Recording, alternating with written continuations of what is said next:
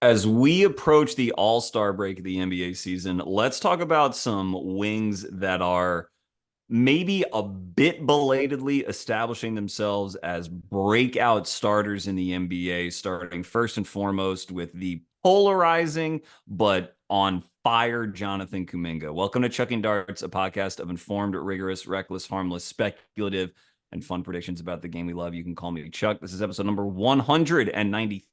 Episode number 192 was a couple weeks ago. I didn't get to record last week, actually, because I was on vacation, which is amazing that even happened. But before then, I recorded a draft episode with Kyle Mann of The Ringer about Reed Shepherd and Rob Dillingham on Kentucky and sort of the draft theories surrounding both of them. If you are unfamiliar with Reed and Rob, I highly recommend watching Kentucky because both of them have theories for returning sort of top 5, 6, 7 value in any draft, not just this one, but they have their supporters and their detractors. So it was a good, deep conversation on each of them. But we're back in the NBA. I want to talk Jonathan Kuminga and the unofficial. I have a couple unofficial Warriors correspondents for this podcast, but one of them is Charlie Cummings at Claytheist11.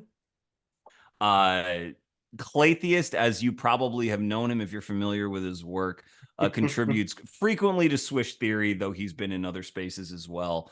And he is, I believe, coming on for the second time. I think you've been on my podcast one other time, Charlie. But from one Chuck to another, how are you? Welcome back. I'm doing great. Yeah. The sequel, or I don't know, maybe it's the third. I'm not really sure. I can send As you a we, jacket for whatever club that you're in, man. yeah. Let me just mark it on the wall next to me with my knife. Uh, Yeah. yeah, no, as we've established before we started recording, our brains have been thoroughly fried by the events of both having children and random diseases, or apparently whatever is going Yeah, no, on no, it's with the cool. light My back sign there. just the sign just went a little crazy. We're good. We're rolling. I'm not hitting an edit button on a second of this. This is great. But yeah, no, fried brains for sure. But how are you doing in watching Jonathan Kuminga's little breakout here? Yeah, so you caught me at a great time because for those who've been following my work, I have been working on my Finding a Role series all year. I guess I picked a pretty fortuitous time to stop covering every Warriors game, going through it with a fine-tooth comb, and decided to go a little more league wide, which has been a lot of fun. Had a lot of good guys to cover on that. And then I just kind of hit a point where I said, I've been meaning to do a Warriors project this season. And the guy who just stands out as the most obvious candidate is Jonathan Kuminga, because I think he's one of the most interesting development stories we have in this league. Hmm. It's not often that you have a guy undergoing this sort of rapid skill development, especially with the physical attributes he already has, that goes this under the radar. I think this recent stretch he's now up to 26 straight games scoring in double digits, firmly established himself in the starting lineup, even with Andrew Wiggins back in the fold, even with Draymond Green ending his suspension. He's still there. Um, and now that he's finally getting that sort of national attention, as oh, hey, maybe this guy's really breaking out and making the leap. Uh, it's interesting to look at that arc going from someone who's been so entrenched on this team and looking at everything they've been doing, because this has been coming.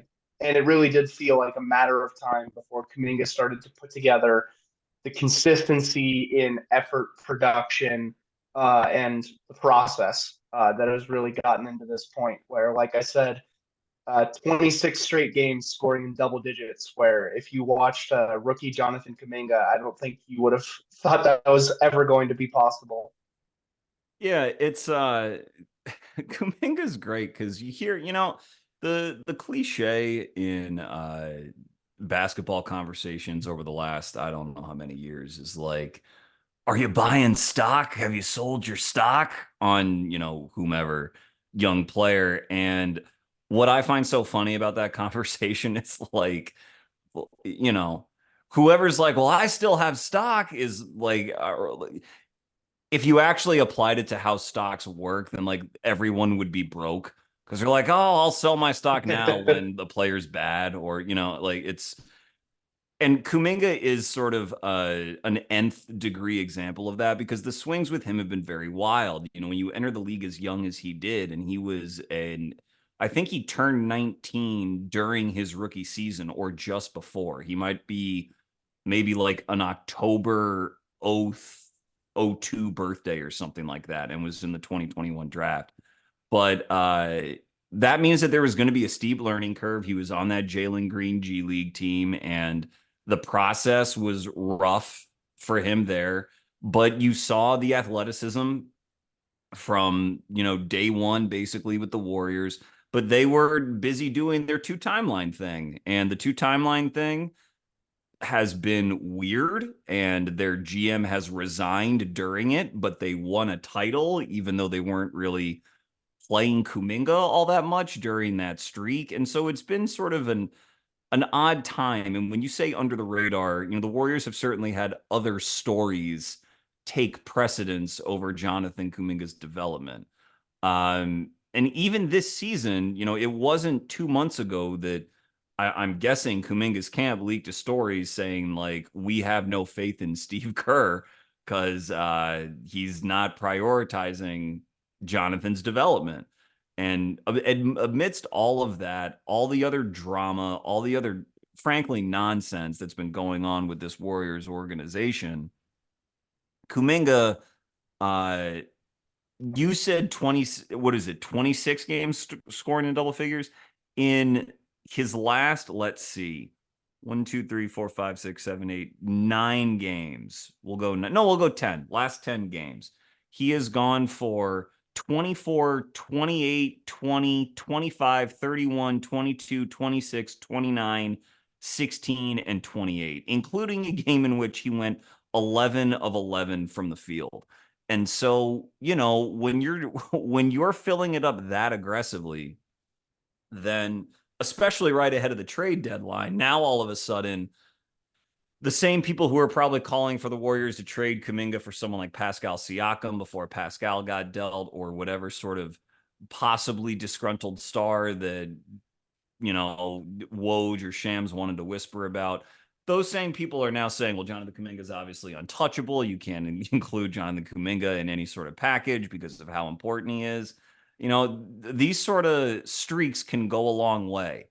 Um, but I think that what is most interesting to me about all of this is that it's still like, to my eye, it still looks as though Kuminga is succeeding partly because of the Warriors system, because the paint is vacated frequently because Draymond is usually out on the perimeter. Draymond's rejoined the team, during this stretch. So partly because of the Warriors design and Steph's gravity, that obviously makes things easier. But it also, a lot of what he does is like, he's just going at his guy. And he has these skill developments that make him a tougher cover, and he has all this athleticism, but it almost seems like his mindset is still attack, attack, attack if you think you've got a lane, and like, no one can stop me. Now, I know that's a very broad strokes description of what he's doing right now. But that's what stuck out to me, is that it wasn't as though, like, Steve Kerr came out the other day and said, well, Jonathan's really, figured it out. And coming from Kerr and the hoity-toity Warriors with their beautiful system, you would think that means that, like, oh, he's making all the right passing reads and he's knowing when to give the ball up and when to screen and when to, set the right flare screen for Steph or Clay. But to me, it's just like he's just going to get his buckets, and like, he's like, I'm too big and too Mhm. strong and too athletic for anyone to handle me. But what, like, is that? I mean, it's an oversimplification, but do you see some of the same things, or do you think that he is playing more sophisticatedly within the Warriors system? I I don't think there's that much sophistication to it. Just to put some numbers behind what's really sparked this run. Season long, he's been pretty good scoring the ball. The role's been a little less defined, and he ranks third on the team in total drives per game. Now you go to that 10 game sample that you were talking about, where he's been consistently putting on these unbelievable scoring performances. He's jumped all the way to first. He's taking 9 drives per game. That is more than Steph Curry. That is more than Brandon Pajemski, who drives a lot with the ball. And he's getting serious results out of them.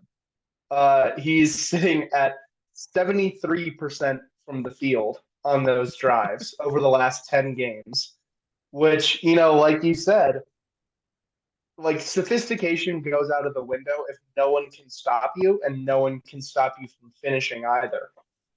This isn't even a 10 game sample stat. This is for the entire season.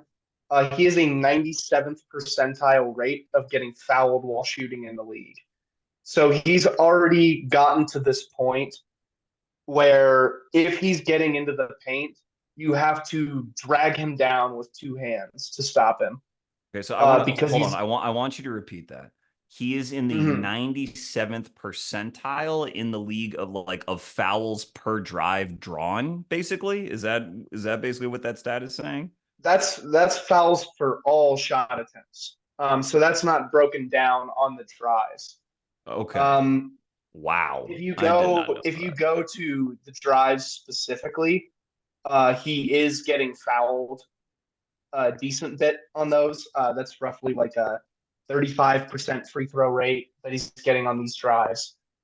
Um, but the stats just back up that he's just able to hit this turbo button that not a whole lot of people have. And obviously, at 6'8", with as much as athleticism as anyone in the league, it's impossible to stop once he gets there. But it's not just a sheer overwhelming athleticism thing. He's really made a lot of like micro skill developments in terms of, you know, tightening up the finishing with the right hand, but he's gotten a lot better at the left. If he's getting highly contested, he can use a lot of different angles off the glass to finish. He's applied a lot more craft, not only with the spin move, because it used to just be drive, spin, make something happen, try to Right. confuse and put the defender in a blender. Now it's, oh, okay, I'm driving. They're showing help. I'm spinning away from the help. I'm getting a better finish. He's gotten really good at, let's say he just gets a catch on the perimeter, left wing. He drives into the middle with his right. The help is coming and they're saying, okay, we're taking away the right. He goes, thank you. Spins back to his left, finishes with the left. There's been a lot of really good stuff like that. And part of the reason that's really driving the increase in the foul rate that he's getting is the pump fake. He's gotten really, really talented at going like full speed, you know, steam engine going into the lane, and then he'll stop, he'll throw a fake, he'll get his defender in the air, he'll secure that trip to the line. Um, Yeah, and I'm this, I'm glad you mentioned that pump fake real quick because I've noticed that too in watching him during that stretch. And like so in draft circles, everyone obsesses over wings because that's what, the NBA obsesses over. And when you get one as athletic as Kuminga, like it is amazing what just like the slightest little development, like a little really goes a long way. Like a pump fake is not an like a terribly elegant addition to someone's game, but when you are as athletic as Kuminga, not unlike how the fact that like Joel Embiid's long, slow pump fake has been so successful for him, just because he's such a massive human being to have the coordination to even do it and rep it out when you're as explosive as someone like Kuminga is, like you get reactions to that, even if the whole point is don't fall for that pump fake. DeMar DeRozan's made a living off it for the last 10 years as a star level move, just knowing how to weaponize something like that. And so it's like for another thing that I've noticed with him is that Kuminga, because of his size, another sort of ancillary benefit of being a wing is that bigger, bulkier guys are usually the guys that are matched up with them. And traditionally, bigger, bulkier guys have trouble getting over screens. And because there are so many screens set on the perimeter in the Warriors offense, if Kuminga ever waits around long enough to get a screen, or if a screen is scripted for him, then his guy gets hung up a little bit, and then Kuminga's going right downhill, and usually it's a clear lane or it's someone much smaller. And Kuminga's handle has gotten tight enough to where that's just you just assume it's an automatic layup every time because of all of the counters you're talking about and the touch that he has with either hand. And these are again like not this is not wild skill analysis on my end. Your analysis is excellent. But just like when I watch him and my little lizard brain is like, wow, yeah, that pick really helped him. He got downhill right away. That wasn't a problem at all. Oh my gosh, that pump fake.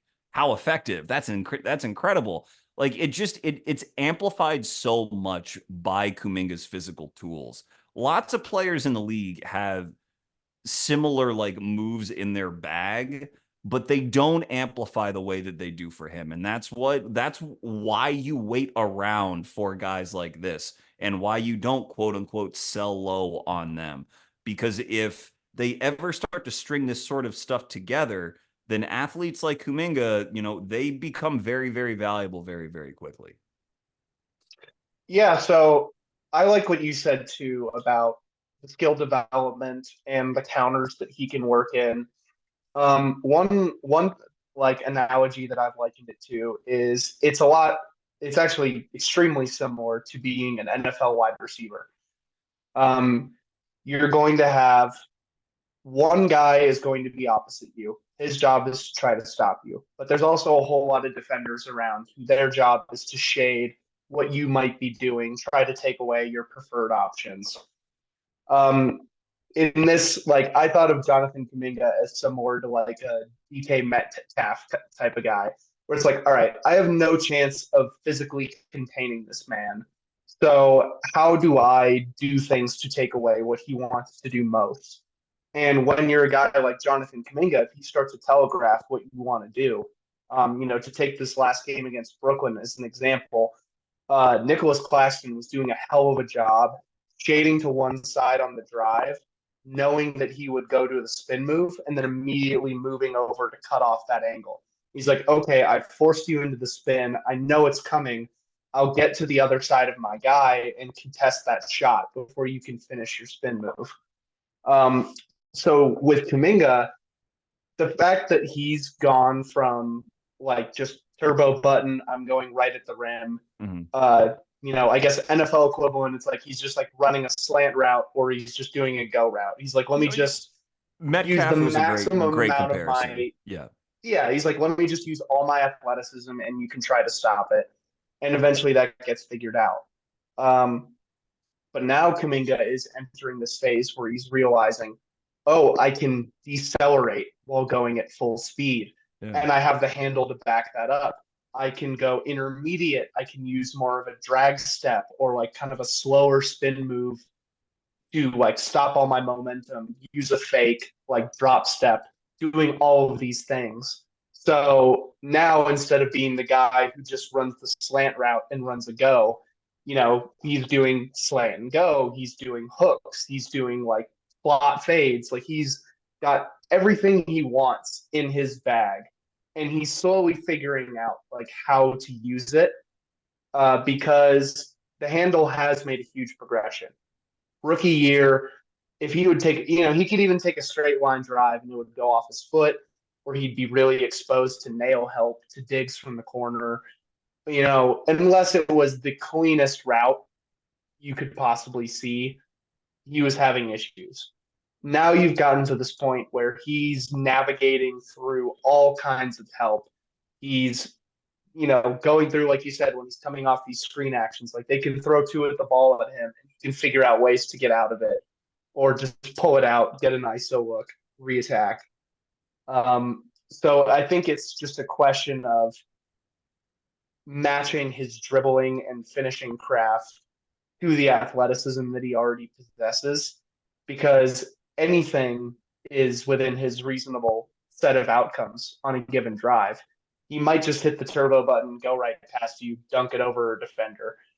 He might also get that momentary step, slow it down, get you into a completely disadvantaged position, ward off the help, get into the little mid-range looks he likes to get, which has been very effective.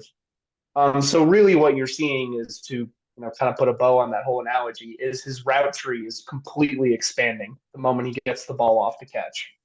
No, this is great. This basically can double as my like Super Bowl episode because I don't cover football, but because of this week, this is I can market it either way. This is great. No, I what came to mind when you were talking about that is how like there isn't it's not as though there is another player in the league, certainly not a player that is quote unquote a role player in the league that goes about his scoring in this manner. Maybe you can come up with one, but like the power the power wings in the league usually have a lot more playmaking responsibility than Kuminga has been given. And Kuminga's still quite young. I think he's 22 now.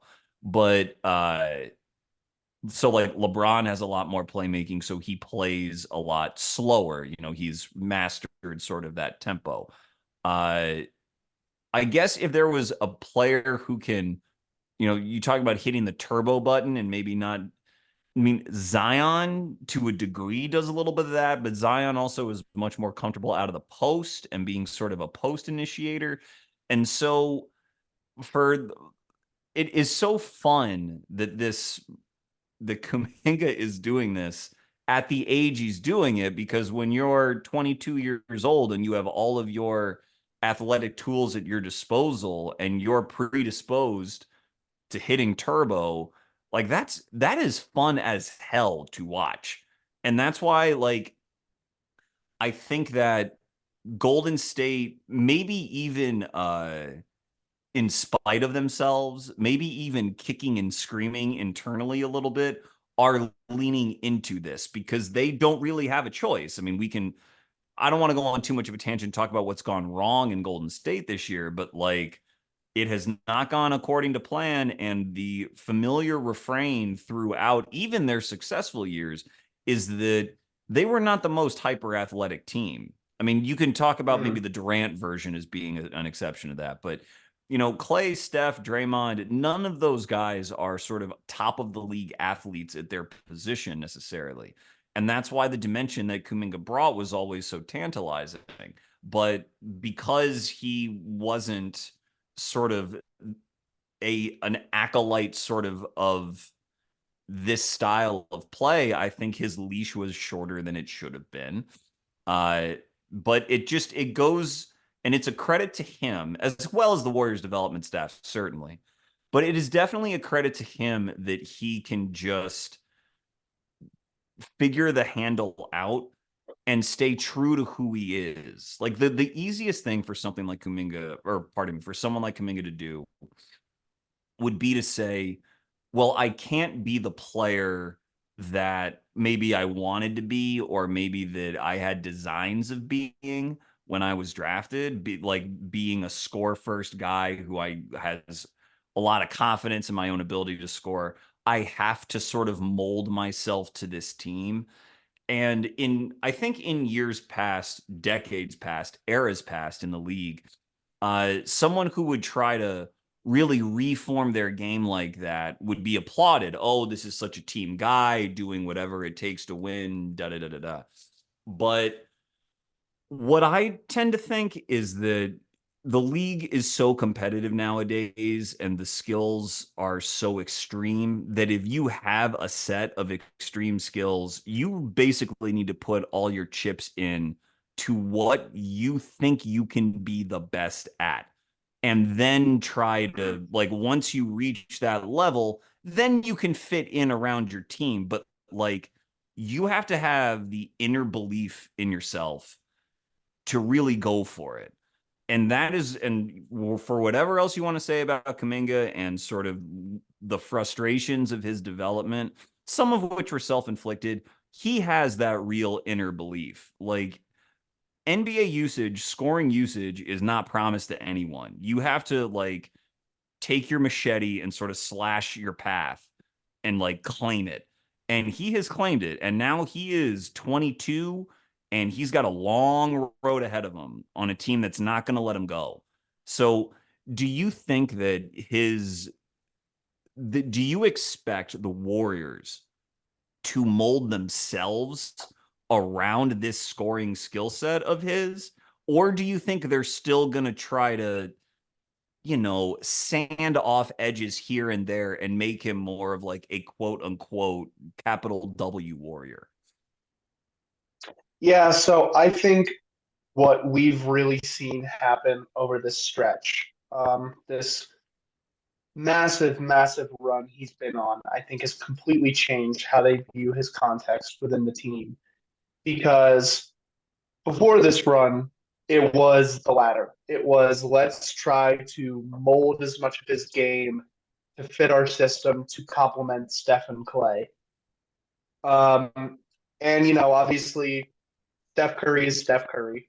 No one's taking his mantle as the centerpiece of the offense anytime soon until he retires. But the real issue that the Warriors have run into is that Klay Thompson cannot sustain being a number two option anymore. He Mm-hmm. just does not have it in his legs anymore. He does not have the off the dribble juice that he used to. And they've really been desperate to either acquire that player who can be the number two or to develop them internally. And what I think we're watching right now is the shift to okay, this is still a motion heavy team. This is still a Steph team. But now we have our best drive threat that we've ever had in this era. I mean, not to take away from what Steph can do on the drive. He's consistently great at getting downhill and picking his chances, but he's a 6'3" guy who can't jump out of the gym going into what is usually an extremely packed paint once he gets there. Jonathan Kuminga is shooting roughly 20% better at the rim than Steph Curry is. Yes, a lot of that is the ease of the looks. Obviously, Steph's not getting as many roll man possessions or cleanups on offensive rebounds, but Kuminga is just always going to be a better finisher of the virtue of being 5 to 6 inches taller and being able to jump over anyone he wishes. So now what we're seeing is this realignment of okay, Steph is the number one. We have a guy who we think can be the second option in this offense. Because if we're doing all of these off ball screens, we're trying to get Steph going. If that first look isn't really there, okay, we give it to Kuminga. Immediately off the catch, he's a threat to get 2 feet in the paint. So, how do we deal with that as a defense? How do we realign our assets on the court to keep track of Steph, but to also protect the paint from Kuminga? And then you start to see things fall into place more. We're now, okay, Klay Thompson is spaced off ball. He's moving around. He's trying to create more chaos. Now, if he's more of that third option, do things start to make a little more sense? The difficult thing is going to be for Golden State. How do you integrate someone who fits your offense in terms of like the time and decision making? It's not like Kuminga needs to dribble the air out of the ball just to like get the look he needs to get downhill. Mm-hmm. It's catch, go, make a decision, which is what Steve Kerr wants. But they've had a much harder time drawing up sets, I believe, that are beneficial to him. Mm-hmm. Because, the guys that you're drawing up plays for are Steph and Clay, where their first look is always going to be, okay, if I go off this curl or if I am going towards the corner on a flare screen, option one is always going to be to shoot. And if they overplay it, then I'll drive. So how do you integrate a guy whose first, second, and third thought should always be go directly at the rim? And that is going to be a really interesting dynamic to watch as the season goes on, because what we're watching here is the arrival. Like Jonathan Kuminga is now the second option on this team, for better or worse, in the half court in transition. So how do they adjust to that going forwards? Not only how do the individual players adjust, but how do they adjust schematically to put him in beneficial positions and stop trying to force him into the flow of the team and force the flow of the team to work around him instead. Yeah, and that is easier said than done. I mean, it's fun to easily say it, which is why we're having this episode. But like, for example, in that wild double overtime game against the Lakers, that the Lakers ended up winning 145-144. That has come during this stretch. And as we read off his stats earlier, he played and scored well in that game. However, if you go back and watch down the stretch of the fourth quarter in both overtimes, they weren't drawing much up for Kuminga at all. He maybe got one or two drives off, and they've got Anthony Davis back there, so it's not guaranteed to be a good look. But it was telling to me that it was Draymond and Steph and Clay sort of running their stuff because that's what they know and that's what they're familiar with, and it's been successful. And they were leading in the game most of the fourth quarter, and so it can take a lot to really hand those reins over, even just a little bit, even just carving up the pie a little bit more in Kuminga's favor, because that is something that really everyone has to be on board with, and it has to come from the top down, and that's Steph and Kerr. And I mean, we'd really be speculating at this point, but like, I don't think that just happens overnight. I don't think it happens because of a 10-game stretch from January to February. Even though I agree with you that like the arrival is 100% real and that is where things need to go. I just think that there might be a little bit of lag time in them embracing it, especially because we haven't what we've been waxing on about in terms of his drive game and his scoring ability and his ability to draw fouls. We haven't really talked about like Kuminga, the sophisticated playmaker, spreading the ball out to all the shooters that you would think such a dynamic driving threat would be able to do. That's still a dimension in his game that needs work. In fact, there was a play, and this wasn't a drive off the dribble, but there was a play down the stretch in that Lakers game where I think he set a screen for Clay on the wing and got a little pocket pass, short roll, and he like passed it instantly out to the wing. It was like he saw that Anthony Davis was in front of him. It was an instantaneous read, and I could just tell that had been repped out. And whoever else was working with him was like, "You got to hit the corner. It's going to be open." And it was like right to Draymond Green in the corner, which is exactly who the Lakers wanted to shoot, and the three didn't go in. And so it like that sort of stuff is going to be hard for anyone to, again, in the midst of this breakout, learn on the fly about when to pass, when to reset, when to attack, when to relocate, that sort of thing. But it's almost like what he's got is, I don't know how to put it. It's like, it's so brutally effective that it's sort of, I think the temptation would be to just say, well, like Wiggins, Clay, all these other wings on the team, they all immediately take the back seat. But I just don't know that that is actually how it would work in any organization, let alone as one that has a championship pedigree like Golden State has. Mm-hmm. Yeah, well, that's I don't know why this is the analogy that popped into my head, but I always think it's a good way to sort of explain things. Like, the Warriors, like, spacing and motion concepts were not revolutionary to the NBA, but the way that the Warriors weaponized pace in the 3-point shot was a small revolution in basketball. And so the thing that kind of like crops up to me is it reminds me of weirdly when the atom bomb was created, No, where it's just like, oh, okay, you've come up with something revolutionary, destructive, horrifying. Clearly, it works. No need to tamper with this, right? And then along comes Jonathan Kuminga, aka the hydrogen bomb. And they're This like, can double as my how Oscars preview episode too. This is great. Knocking them both out I'm in one. covering. If you any other bases you need to cover, let me know. Yeah.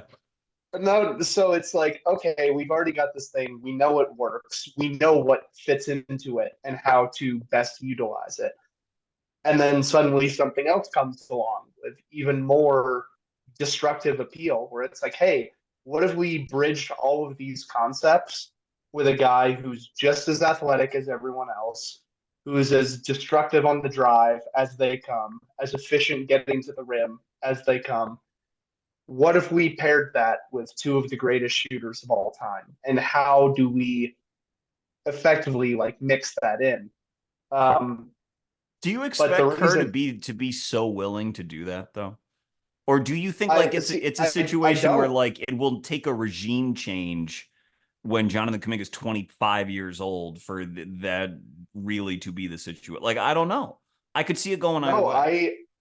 I think that's very much a possibility because you know if you've been doing something and having a ton of success for a decade, and now you're starting to hit a rut, what can knock you out of that rut?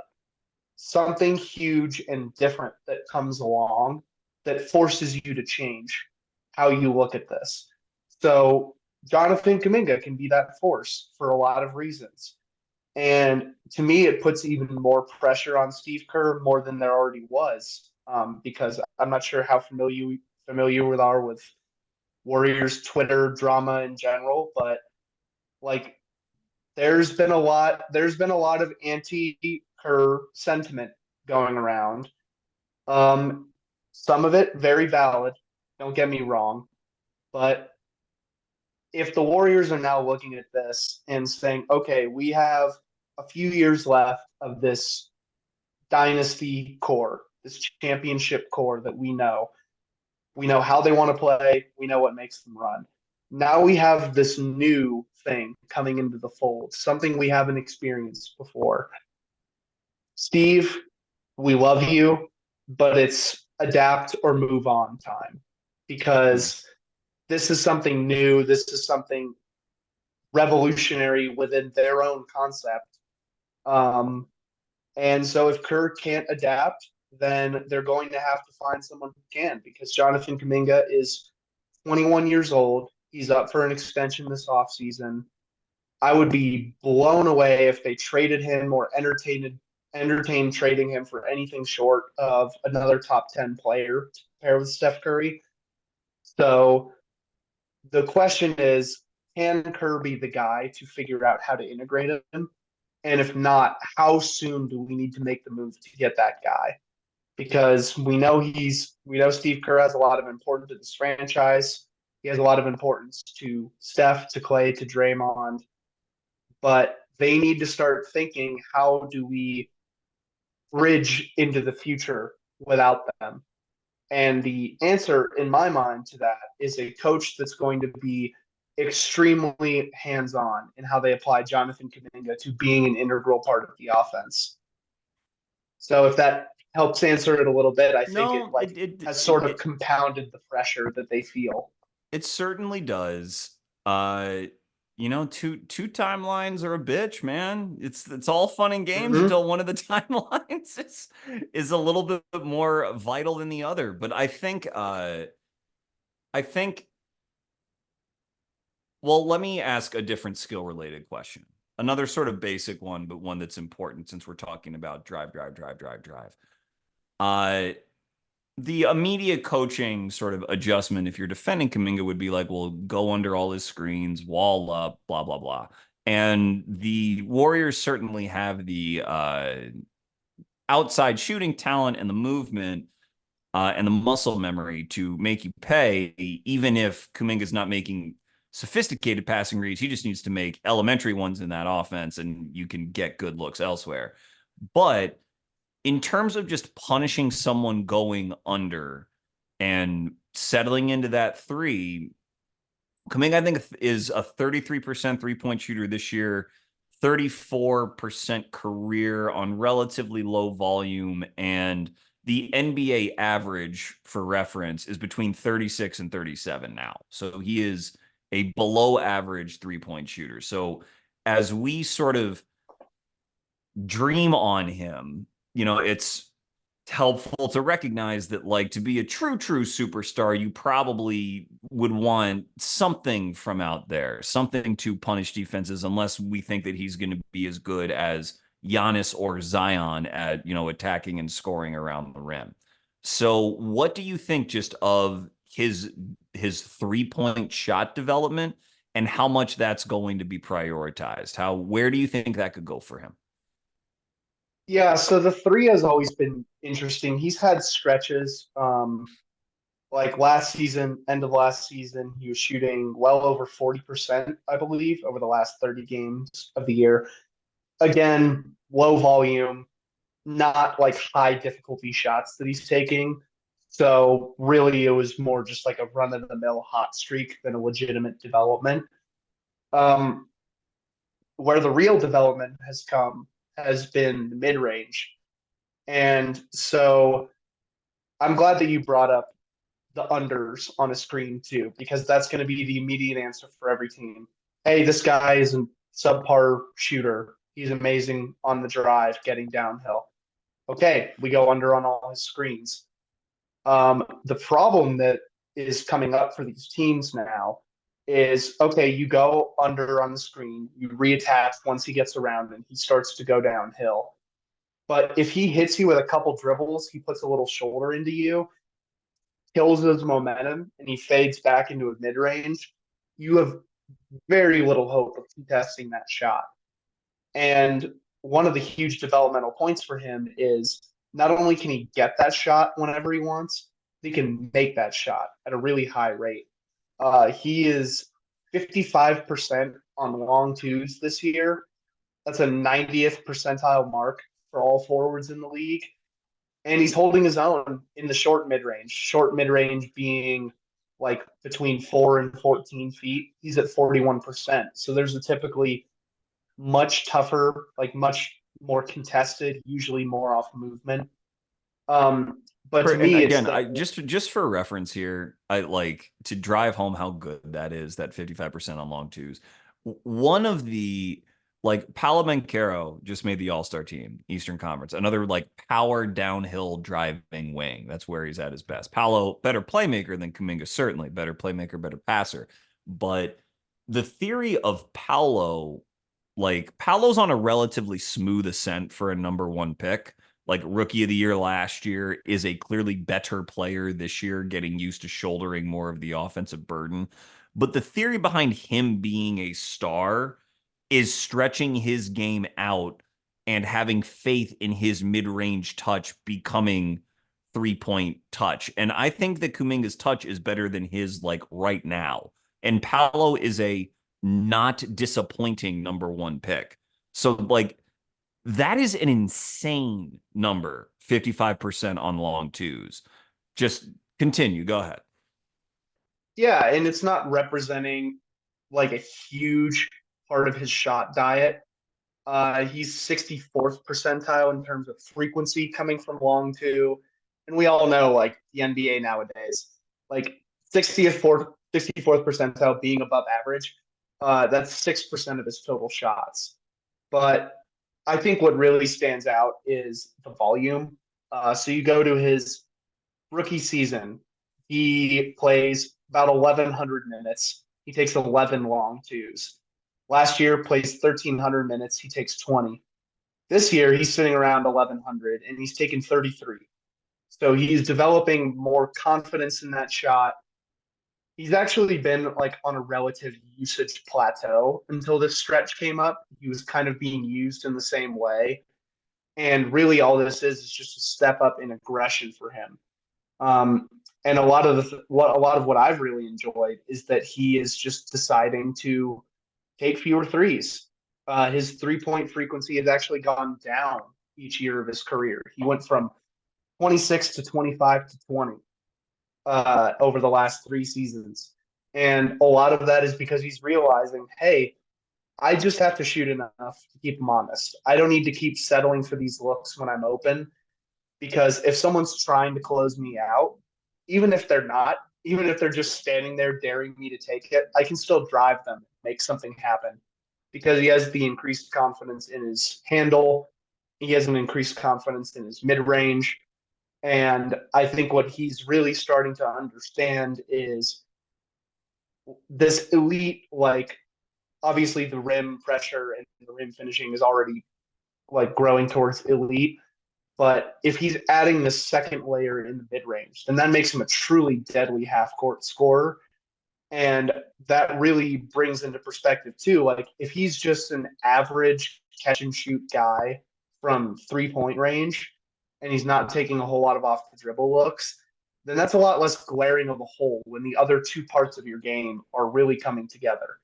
Um, if he was just a guy who's driving and attacking closeouts or just taking threes, and the 3 point aspect really isn't there, then it makes it a little tougher for him to get those rim looks that he wants, like someone we're going to be talking about in a bit. But yeah, like adding those layers in the mid range, where coming back to that point of, oh, okay, we're just going to go under on his screen.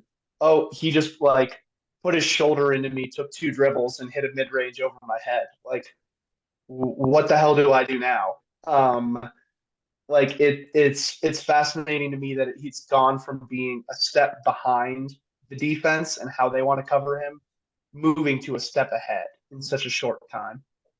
Yeah, I agree, certainly. And that is like, there's plenty to be encouraged by in terms of just that mid range jumper. But when you say truly deadly half court scorer, it is one thing to arrive like this, and it is another to now, once you sort of take the elevator up to a new floor and you look around at who the peers are who occupy that. You mentioned his extension. If he plays like this the rest of the year, his representation will just ask for a max. They'll say that, well, if you don't give it to us, then a restricted free agency will get it next year anyway. So if you imagine him as a 30 plus $1 million a year player now, there's lots of, though his athletic profile is very rare and his play style is very rare, um, there's plenty of three-level scorers who can really punish you. And if you are now saying, well, we are going to build an offense around him as one of our top two options, okay, but you go just in the Western Conference and look at the top two options of contending teams, and it will be incumbent on Kuminga to continue to add to his game. If he thinks that he's like, if that 3 point rate takes another dip down next year, if he really doubles down on operating inside the arc and he's still, I guess, defaulting more often than not to turbo mode, even if he's mixing in deceleration here and there, he'll get his numbers for sure, but it's going to be hard. The Suns are in the West, the Nuggets are in the West. Like, there are very sophisticated offenses that he's now going to be tasked with trying to match. Now he has Steph with him, so I mean, certainly all is not lost there. But it's just, I do think that the 3 point shot needs to be a little bit more of a part of his repertoire, because I still see him lots of times, or he just needs to get more patient, one of the two, because I still see him lots of times attacking like a set defender in front of him, and he's so talented that he can make a lot of hay that way. But that's a tough way to bet all of your chips, and for a franchise to bet all of their chips about a guy going to the rim that often against a defender that is at least superficially in position over and over and over again. It's still a lot of contested finishes and a lot of contested looks. Yeah, I think that's a big part of the game, and figuring out the team context for him is like you don't want him to have that pressure where he's having to face a packed defense or a ton of help every time. Granted, playing with Steph Curry, that's going to take away a lot of that help because that's guaranteed at least one guy who's not going to be coming over and sending help. You're going to have someone locked onto him all the time. Klay Thompson, he is not what he used to be. You still got to put a defender on him. So when the Warriors are running at full strength, if you have Kuminga attacking these guys from a standstill, that affords him a lot of wiggle room. So, I mean, just the basic math there. If two guys are guarding Steph and Clay at all times, and one of them is guarding Kuminga one on one, that leaves you only two help options that he really has to read. Now, unless they run some sort of like one guy digs off of Steph and then recovers, someone else Yeah, has to yeah, recover yeah. over to Steph, like you can get a little complex with it. But the real thing that I think benefits him is that he's building up this floor awareness very gradually. And the fact that he's able to build it up so slowly without this obscene amount of pressure that you would see other guys who have his level of talent as they try to develop. Um, like different in terms of the athleticism and the size, but you mentioned Paolo earlier. Like you've had the injury struggles from Franz Wagner, and you've had obviously tons of players on this team. Anthony Black, Jalen Suggs, Wendell Carter Jr. at times. They're guys that defenses are comfortable helping off of. So, Hmm. Paolo, like you said, he comes in, he's got all the talent in the world. He's making this very gradual climb to get better and better. And a lot of that, I think, is because he has an unbelievable amount of pressure that can be thrown at him from an opposing defense. So the burden on him is extremely high. And the reason I think that Jonathan Kuminga has been able to make these developmental leaps and bounds is because of the guys around him. When you have Steph Curry, Klay Thompson, all these guys who are drawing attention, playing off of you, it simplifies everything he does so much.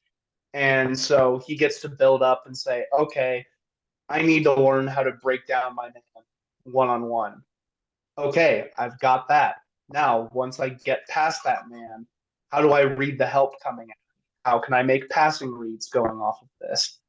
I throw all these like stats on the drive out that make it sound extremely rosy and the kind of like good things he can do. Uh, Over those last 10 games, with all of the drives he's taken, it is 90 total drives over the last 10 games. How many assists do you think he has off of those? Off of the 90 drives in 10 Yeah, games, I don't know, dude, 12? I don't know. How many? What? one. He has one assist coming off of 90 drives. Yeah, yeah. Gradual So, is a very generous way to describe his development. yeah, Yeah. Uh-huh. well, and like obviously the Warriors are struggling as a team. Would it be great if he was like spraying the ball out off of these drives, finding shooters, cutters? Of course. But the development for him right now is saying, oh, okay, now I can get a paint touch whenever I want. I've tightened up the handle.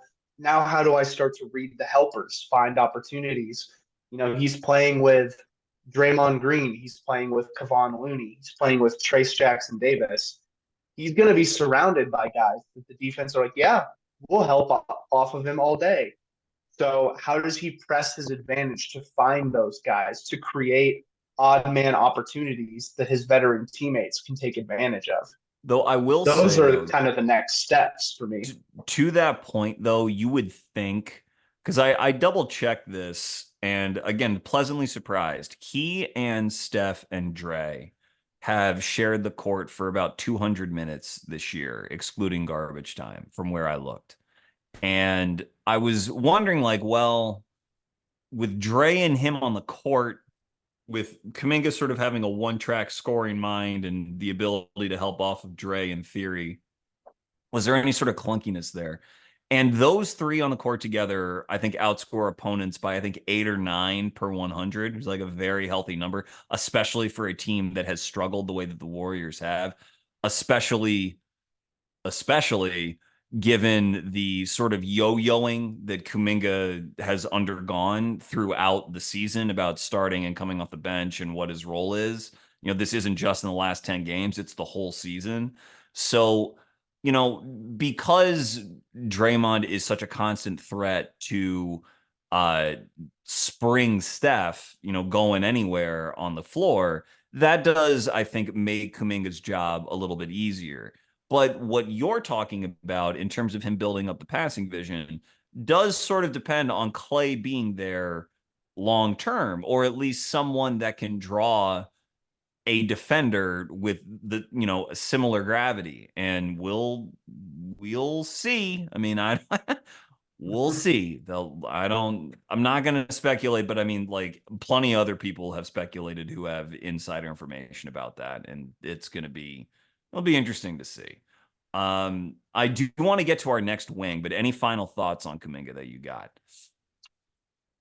No, I mean I've got a lot of it out there, and considering that I'm about a third of the way of the film dive on my Jonathan Kuminga project concerning a lot of this, especially his drives, I'm sure I'm going to have a lot more to say about his development by the end of the month. So, Well, speaking of your film projects and your deep dives, earlier this season, around in-season tournament time, for those who have forgotten what a transformative time that was, you released a deep dive into Aaron Nesmith, which in and of itself is a gargantuan task that requires a little bit of bravery in our space, considering how well the Pacers are covered by Caitlin Cooper. You really got to know that you're bringing your A game if you're going to talk about Indiana. And that article, which is part of that Finding a Role series that I think is in your Twitter, but also it's on Swish Theory, uh, was really complimentary about how Nesmith had carved out his role, because Nesmith was another guy who, before this season, he was drafted the year before Kuminga in 2020. Before this season, it would, though he signed like a very cheap extension, 3 for 33, he was far from assured a starting spot on that team. But he is a starter now, and he the way that he has gone about it is, I think, a very interesting contrast with Kuminga. Because though Neesmith is, like, I think a very solid NBA athlete, maybe as NBA athletes go, he's in, the 70 to 80th percentile, maybe. I don't know. I'm just throwing a number out there. Um, he No team is going to give Aaron Nesmith the ball and say, drive as much as you want all game. The way that Aaron has found his way on the league's best offense on a very good upstart team is to basically do everything that a quote unquote, like, fourth perimeter starter can do, which is, do you want me to guard point of attack? I'll do that. Do you want me to lift and relocate as a shooter to have some gravity to open up lanes for other guys? I'll do that. Do you want me to crash the glass as an offensive rebounder? I'll do that. Do you want me to sort of absorb with my frame, absorb sort of power wing players, really good players on opposite teams that like to leverage their strength? I'll do that. Do you want me to cut? I'll do that. He is like the ultimate Swiss Army knife for that team. And he plays, I mean, I don't want to, again, be hyperbolic, but he plays as hard as anyone in the NBA, bell to bell, possession to possession, like one after the other after the other. His motor never, ever, ever stops. And so when I went to look at him when I read your piece and when I went to look at him for this episode, it was so, like, wonderful to just watch him play, because, like, Kuminga, like, there's all these different paths about where it could take, where it could go, and how to develop and everything like that. But Neesmith is like, no, I know who I am. This is who I'm going to be.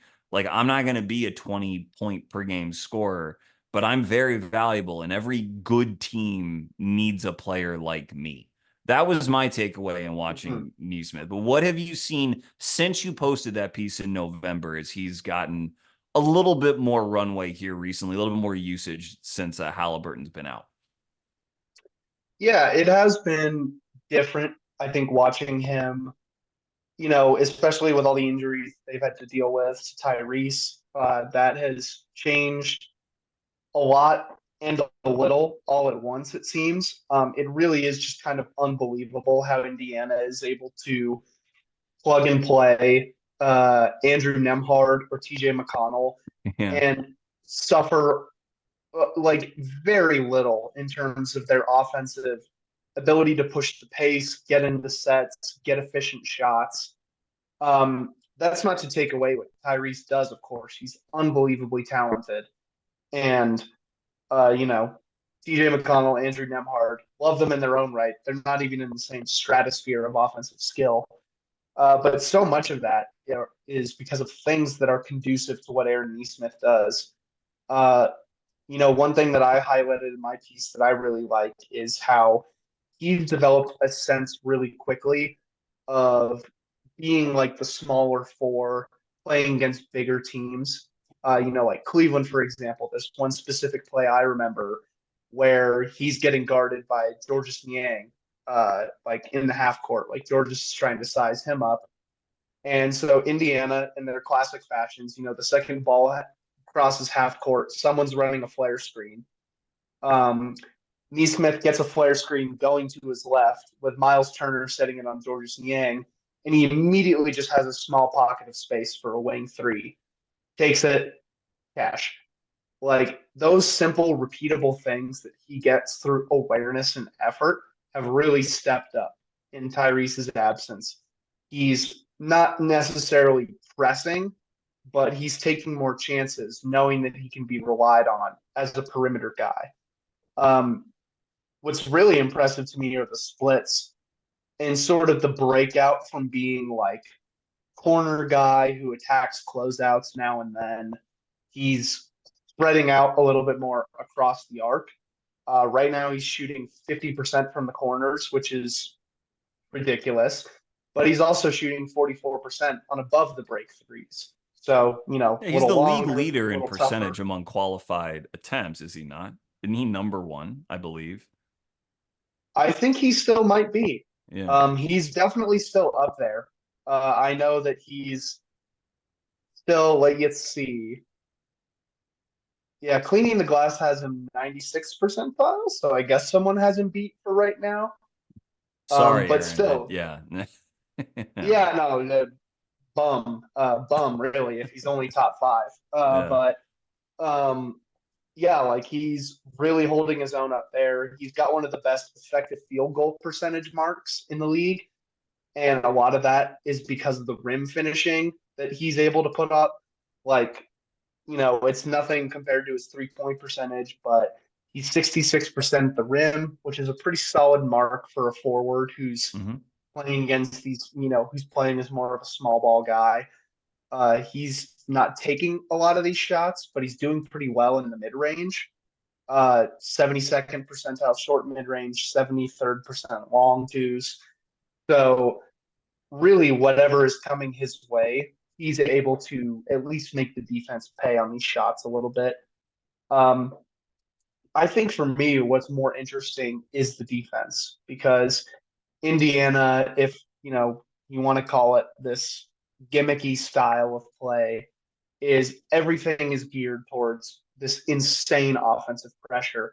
And we're going to, like dial that on the other end by keeping things simple on the defense. They don't send a lot of help. They don't send a lot of double teams. They leave guys to their matchups and they make them deal with it. And they kind of live or die with how that goes down. And what that ends up doing is it places a huge burden, especially on Miles Turner, but also on Aaron Nesmith as the guy who has to offer secondary rim protection, who has to get into passing lanes when he has those chances, who has to take on some of the tougher wing assignments, guys who may be much taller than him, much stronger than him. Um, And, it's been a mixed bag. It's not perfect. But what he brings to that system, I think, works really well because it's a lot of defensive event creation. He's going to turn baskets into block shots and steals, which is going to lead to transition Mhm. opportunities. Another unfair advantage for what is already the NBA's best offense. But he also just has this infectious sense of hustle and effort, which I think Incredible, is yeah. something that when you're a team that's always playing from behind defensively, like you're not on the front foot, so to speak. You're backpedaling. You're trying to do all of these things. You're just desperate for whatever sort of stop you can generate. If you have a guy who's just flying around, diving for loose balls, aggressively going for rebounds, trying to block shots and steal everything that he can, that reverberates. That not only does is he an impactful player himself, but it makes everyone else want to try harder. It makes everyone else want to seize the gaps that he does and try to do things, affect the game defensively the way that he does. So that I think has been probably the coolest development for me is with Indiana's style, they've placed a massive burden on a guy who's still only 24 years old and trying to figure out what he can be in this league. And I think he's responded really well on that end. I agree. And he's not like earlier I called him 70th to 80th percentile athlete in the league.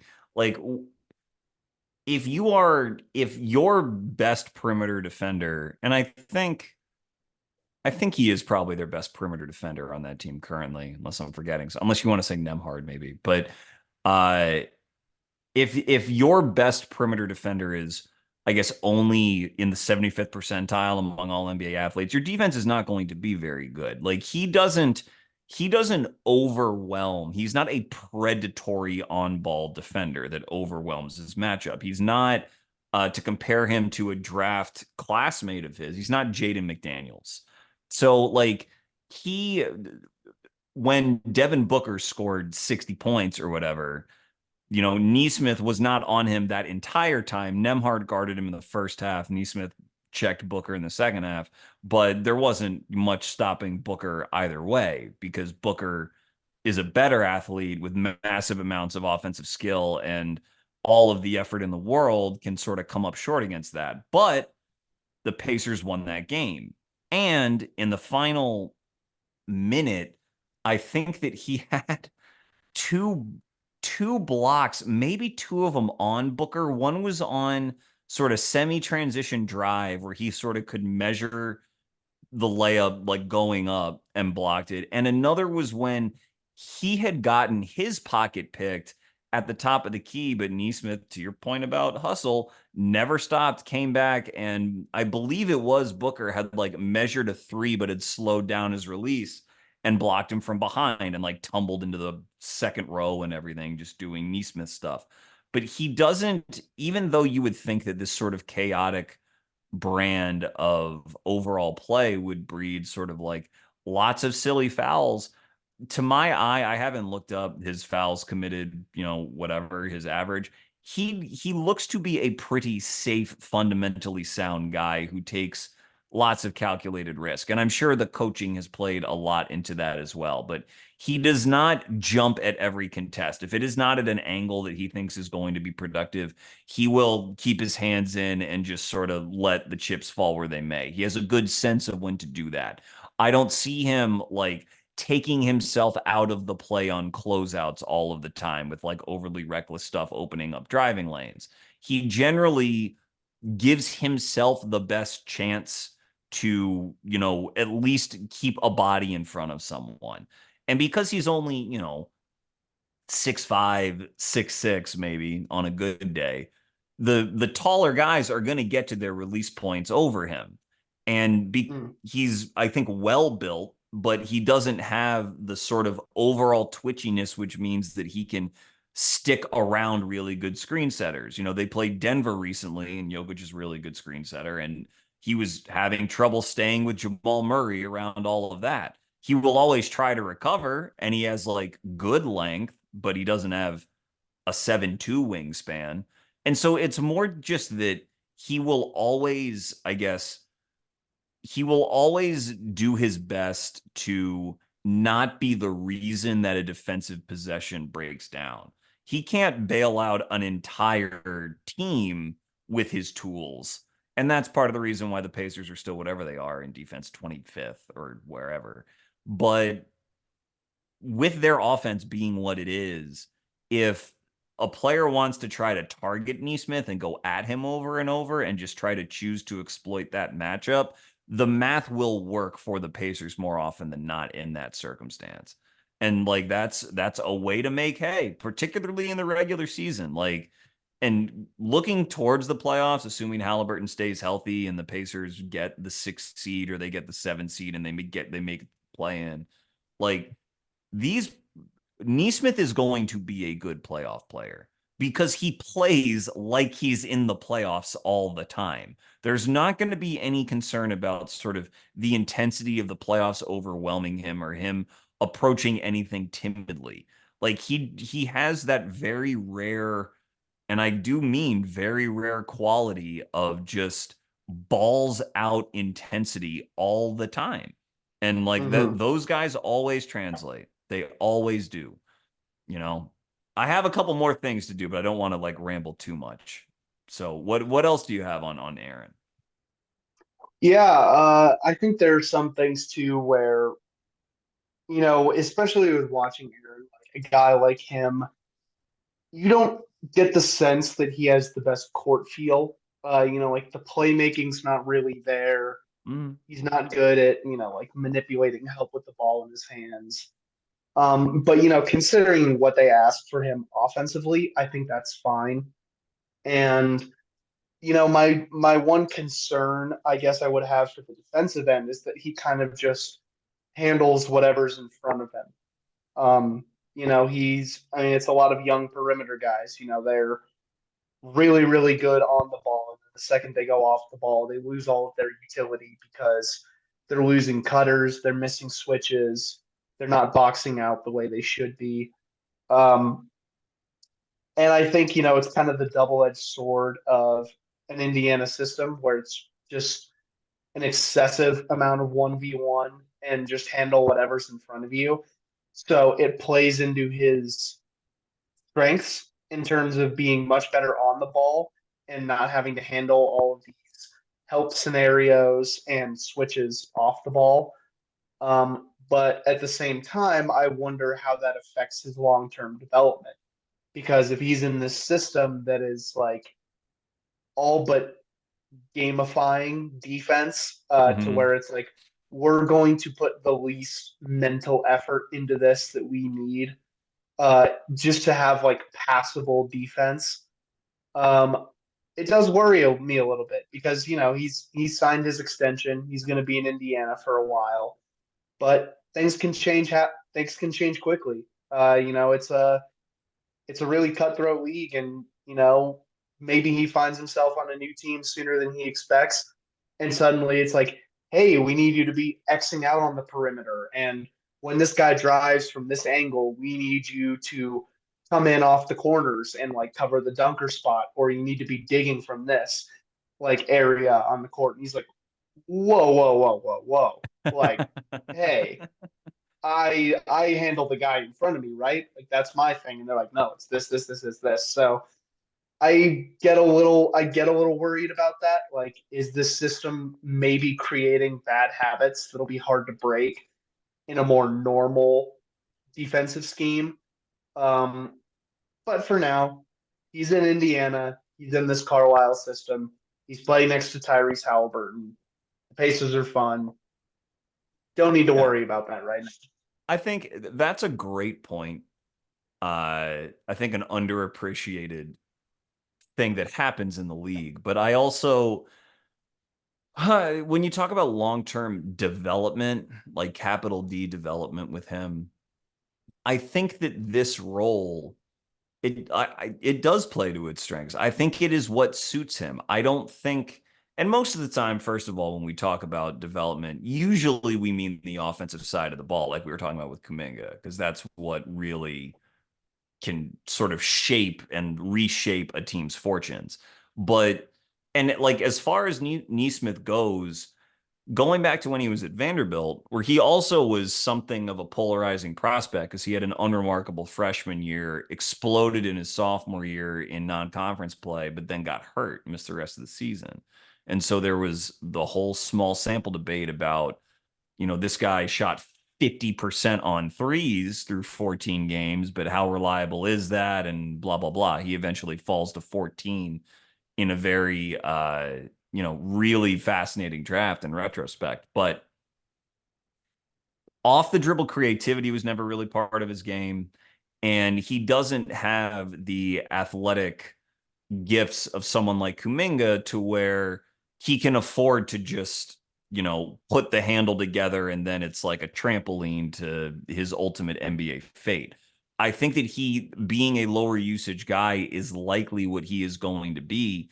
And in if I try to imagine him as a more valuable player than what he is now, which is like on a good team, a very solid fifth starter who, because I think particularly of the rebounding, which we haven't discussed that much, the rebounding gives him just a little bit extra dimension that I think protects him from the sort of fungibility you were referencing if he goes to a new environment. Now, that new team is going to have to allow him to attack the offensive glass. If they tell him, we're not an offensive rebounding team, you just get back on defense every time.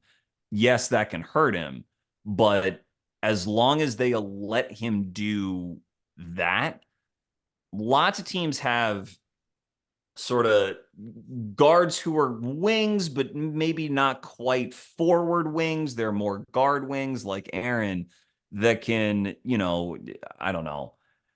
Pat Connaughton is no longer a starter. Quentin Grimes is no longer a starter. Another young player, but Ochai Agbaji on the Jazz isn't really getting the minutes that he got last year as a rookie.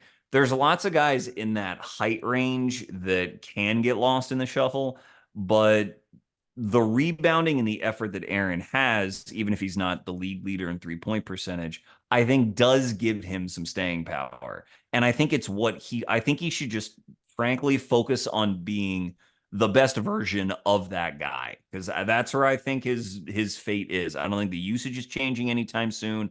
I don't think he's going to become a defensive stopper. He can try to increase his defensive versatility, but I like I think that he is basically maxing out what he can be right now. Like, do you think there is another level he can get to as a player? I think so. When I was writing about it earlier in my article, like I think he could take more steps being a more versatile perimeter defender. I think, a lot of it is I kind of had my like preconceptions on like athletic limitations rewired by Moses Moody of all people Hmm. because he came in and the reputation was great footwork, but he did not have good hips. So what does he do going into this season? He starts working with Kevon Looney on hip yoga, and now come into this season, he's handling Luca on the perimeter, and he's flipping hips multiple times, and like it's looking seamless and all of these things. So he went from like a negative in terms of lateral agility to a definite positive.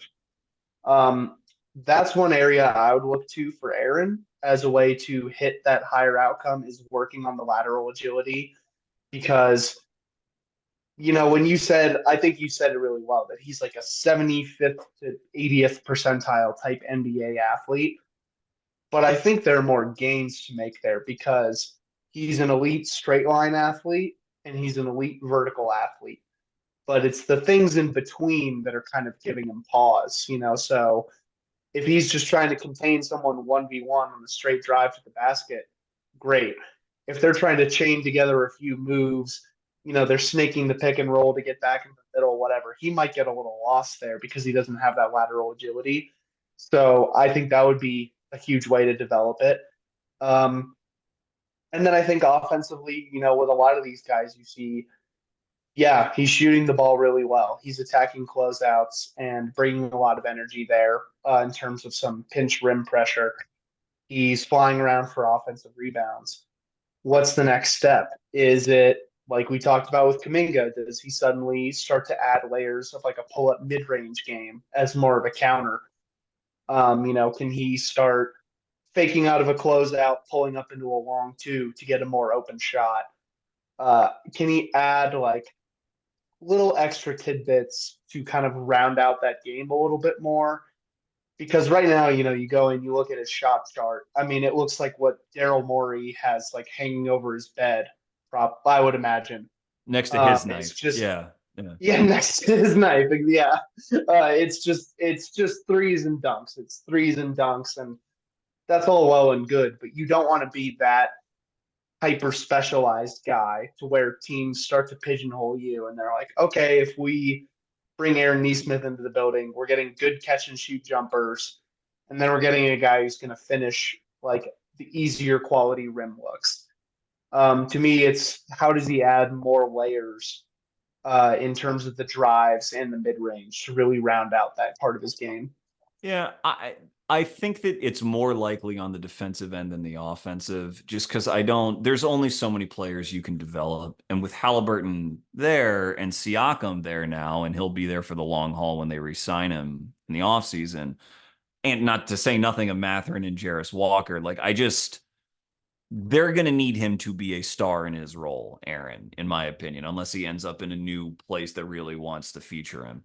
I think though and it plays right into what you said about his hips. But if he becomes a better screen navigator, if he can really attach and stay attached over and through screens, then yeah, I could see him taking sort of a mini jump into, regardless of what he's making on his current deal, being sort of a like a 20 million plus a year player. But I think he really needs to, he'll never be an all defense guy, in my opinion, but just because all defense is only 10 guys and it's very hard to make those teams. But if he can become a better screen navigator, maybe he can get sort of into an honorable mention category there with Mm-hmm. just how hard he plays and how he can recover. And then that sort of adds another dimension to his value for sure. I think in Indiana specifically, sort of mirroring a development in Golden State with talking about, a really good movement shooter. If Buddy Hield is not there past this season, as has been rumored really since the summer, then I could see them maybe trying to use Aaron to create some of the movement gravity that they've used Buddy for in playing alongside Halliburton. And because, Neesmith is a sort of a relocation shooter right now, but they're not using him in the same sort of, sprint and rise, like go screen and you're going right up with it kind of shots that they use Buddy for. And as a prospect, that was Aaron's like top skill was his off-ball shooting and just sort of how Jerry Stackhouse would weaponize that running lots of NBA style sets at Vanderbilt. So maybe there's something there, but that's what I would sort of look to, sort of the versatility of his three-point jumper and sort of how much they could push that volume and then building off of that. Might be at the expense of Benedict Mathurin, but that's what happens. The best players got to go. So that's sort of what I think with him. Anyone else you want to hit though? Any other wings that are coming to mind? Yeah, well, a few guys. One I have written about, one that a good friend of mine has written about, and one that I am heavily considering writing about. Definitely Um, considering. Let's do it. so yeah, and, that that sounded real mysterious and cool. Good But and no, very mysterious. Yeah.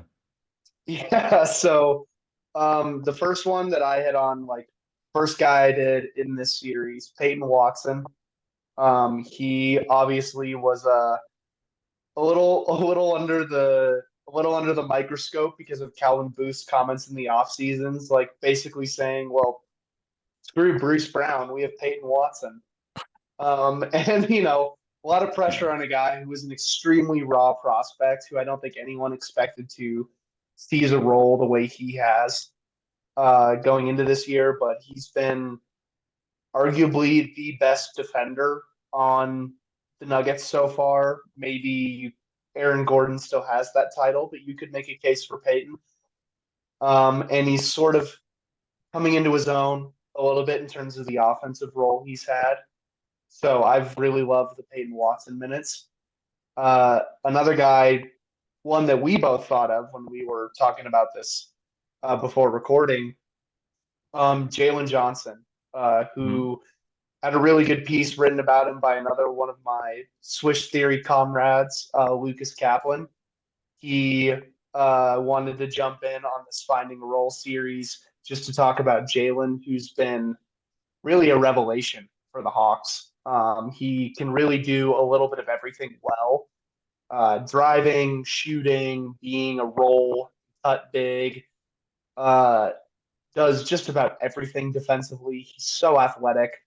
And the way that he can offer like primary wing defense while also being a borderline elite secondary rim protector is a really hard guy to find. Yeah, When that's a guy who you're, could make an all defense team, in my opinion. Jalen, even ahead of Peyton, yeah, just because I like I would, Jalen's overall I feel would more than I agree. like Peyton's. But yeah, yeah, I would agree. Like, Peyton I love, and like, I really love guys who are just kind of like flying around athletically and figuring it out later. But Jalen Johnson is doing all of the flying around, but it's in a controlled manner. Like it's thought out. The things that he's doing are so efficient. He doesn't have a lot of wasted movement, which I've come to really appreciate. But like, when you talk about a guy who's going to be a future candidate for all defense teams, you need numbers and film that pop. And Jalen Johnson's going to be a guy who's going to be collecting a hell of a lot of steals and blocks throughout the course of his career, but he's also going to be doing it in a very efficient manner. He's going to be taking on a lot of matchups. Um, so yeah, huge Jalen guy. And one other name I wanted to throw out there that really jumped out to me when watching the film was Tumani Kamara.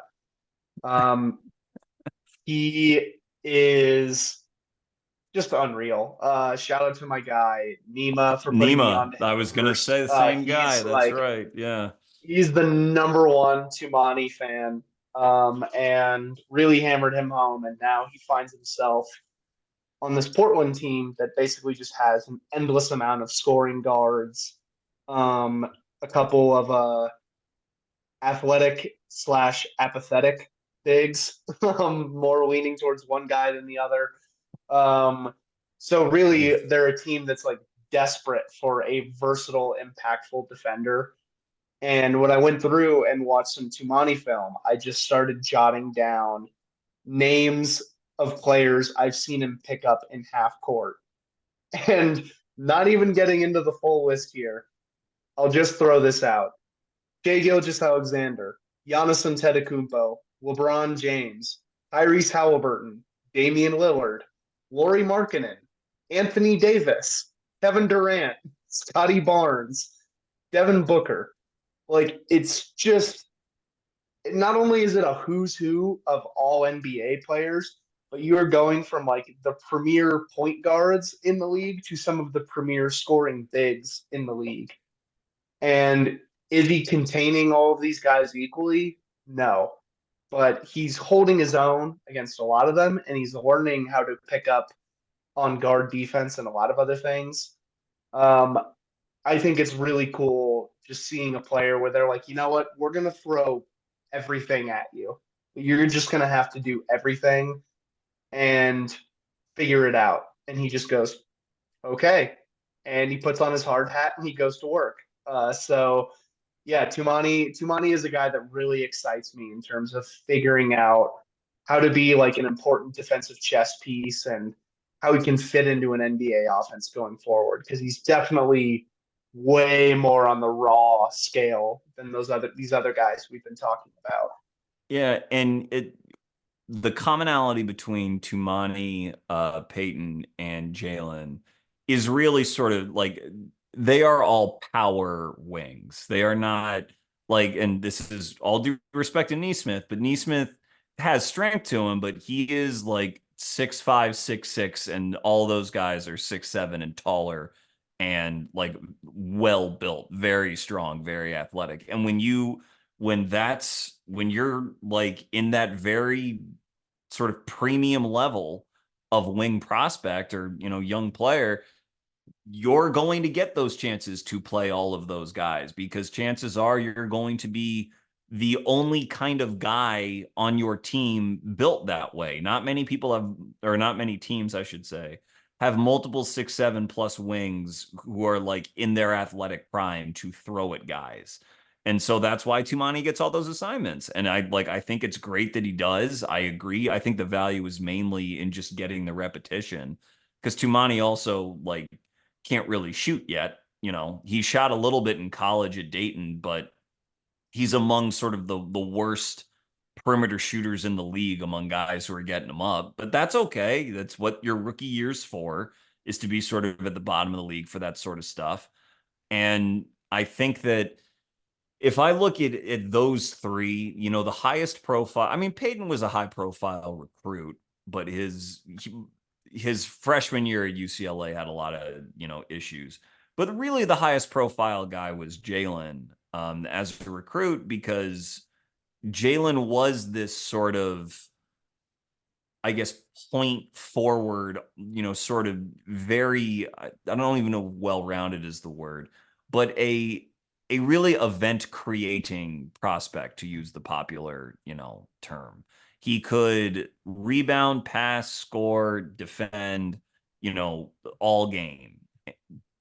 The criticism of him was his sort of level of engagement and whatever was going on at Duke, but who cares about that? But Mhm. because I think with Peyton's going to be a play finisher as long as he's in Denver. I cannot imagine a sort of Kuminga-esque leap from him, because why would Denver ever entertain that when you have that team with that star? Tumani is older than both of them. I mean, Tumani, I think, is like 22, 23 years old because he was I believe, a 4-year college player. Who knows what happens with him, but when you're 22, 23, you're more of who you're going to be offensively in the NBA than it seems, because some team needs to give you the time of day and most will not. Most will just ask you to star in your role by that time. But Jalen sort of walks the line where I think he is 21 right now, or maybe he just turned 22. It is clear that he can operate a pick and roll, either as a secondary creator or even, as a primary against bench lineups. And there is, the shot is the question mark with him. But when you're that big and you can manipulate defenders, like weak side defenders in the pick and roll, then there's just, I mean, there is like an all-star level that you can get to. So I look forward most to seeing when the Hawks finally clear their roster a little bit, because they just have too many guys and they need to sort of reallocate and they reorganize around Jalen as one of their principals. I just want them to have as much shooting around him as possible. Like, I don't Mhm. want Jalen and Onyeka Okongwu and Clint Capella like sharing the floor. There's no reason to do any of that. But yeah, three really, really great picks for sure. Yeah, no, I'm with you there. I think Jalen is one that excites me probably the most out of this group in terms of like the future potential, because there are just so many aspects of his game that are a ton of fun to watch. And it really does kind of jump out. Like, I just had to go in and like check his like shooting splits, because I was like, I think he's like solidly average to above average on three still.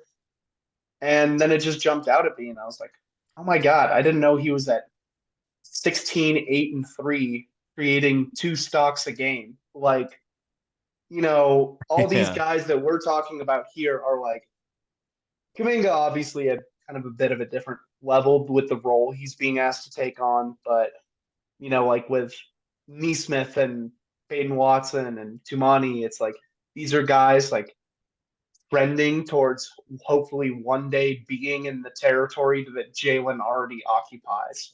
Like Right. his rise has just been ridiculous. And the only the only further thing I have to say on Jalen is if a guy's worst trait that you can find is he really doesn't like Mike Krzyzewski, maybe we should start moving them up on the board instead of down. Yeah, Because man. I would not want to play for him either. If in that draft, it's easy to forget, but 2021 in its time, that draft class was thought of as like a landmark class. That was thought of as like an absolutely loaded draft. And the top of that draft has undergone a lot of debate because Cade is not really sort of the no doubt number one pick that I think a lot of people believe that he was, though I think he's still very good. Mobley hasn't become the offensive star that people want him to, even though he's this great finisher and the team is like very good with him and he's a great defensive player. Um, Franz has been like a very pleasant surprise as a guy who I think is a star level player, but just hasn't had the health and the talent around him for it to really hit all in one season. But the two swing guys in that class were Kuminga and Johnson, because if those two were to hit, then you had these baselines of, Barnes, Şengün, whatever. But those two have the potential to make that class, in retrospect, probably the best class of the last, I don't know, probably since 2018. Luca, SGA, Trey, Jaren Jackson, Michael Porter, all of those players. 2021 has a chance to be as good or better than that, but it requires the right sort of development and context for some of these guys. And Jalen, especially falling all the way to 20, I am very pleased that for all of the sort of tumult in Atlanta, changing coaches and everything, and who knows where DeJounte will be playing in 72 hours, that that he found his way. I mean, he really deserves his own episode on this show, but he spent his whole first year basically playing for the Skyhawks. And now here he is, less than 2 years later, and he's their guy. And when he's up for his extension, they're going to have to find a way to pay him, because if they don't, someone else will. So, yeah, Mhm. Charlie, thank you so much, man. When is your next piece going to come out, do you think? Yeah, so my brain being riddled with COVID kind of set me back a little bit on that. But Sure. like I said, I'm still working through all the film on this Kuminga piece. It's definitely going to take a while, considering that was just his rookie year film. So it's only going to get uh, more. There's going to be even more volume there. My goal is to have it out by the end of the month Yeah, because it's. COVID is not the only sickness you're afflicted with if you've just finished his rookie year film. No, you're right. I think there's definitely an illness in me where I think, I want to figure out what's going on with Jonathan Kuminga's drives. I should watch every Every single single, NBA yeah, drive yeah, he's ever yeah. done. Yeah, I don't I know know the what the type. illness is, but I don't have synergy, so I don't do that. But if I did, like, I'm protecting myself from myself, because if I did, then I would, But yeah. So synergy access has destroyed social habits, relationships, general other life productivity things. So my I first, figure yeah. I may as well use the disease for good. Yeah, no, that's good. I'll make sure to not reach out to them as a sponsor. That's really nice. Thank you. Charlie Cummings at Claytheus11, Swish Theory contributor. Thank you so much for joining. Thank you all very much for listening. This has been Chucking Darts. It's okay to be wrong about sports. Find your dartboard and start chucking. Thank you.